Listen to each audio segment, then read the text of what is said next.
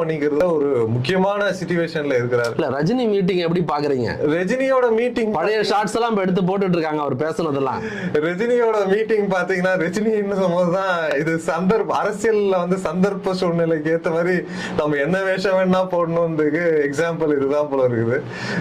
சீமான் வந்து ரஜினிய முன்னாடி என்ன பேசினாரு, ஆனா கடைசியில ரஜினி வீட்டுக்கு அது மோடியா இருந்தாலும் சரி யாரா இருந்தாலும் சரி அவர் வீட்டுக்கு அவர்தான் தேடி போறாலும் கொண்டு வர வச்சுறாரு. அரசியல் ஆலோசகரா மாறிட்டாரு. ஏன்னா இது இன்னொரு தரப்புல இன்னொரு விஷயம் எப்படி பார்க்கப்பட்டதுன்னா, இவர் வந்து ஒரு கழுகு ஸ்டோரி சொன்னாரு. அந்த கழுகு ஸ்டோரிக்கு இவருக்கு லியோ படத்துல அது இவர் ஒரு கழுகை வச்சு கழுகை கீழே வச்சாரு. அதுக்கப்புறம் இன்னொன்னு இவரோட கலெக்ஷன்ல அந்த பாக்ஸ் ஆபீஸ் கிங்னா ரஜினி. ஜெயிலர் படத்துல இவர் தான் கொடுத்துருக்காரு.